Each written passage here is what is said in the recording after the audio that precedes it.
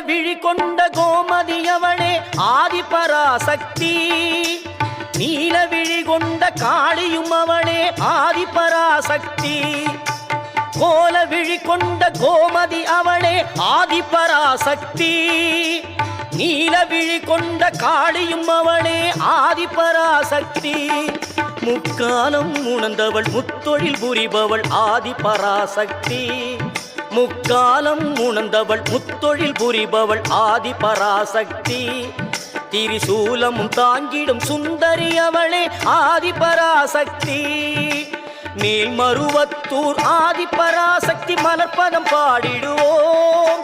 காலம் எல்லாம் நம்மை காத்திடும் தாய் அவள் கோவிலை நாடிடுவோம்.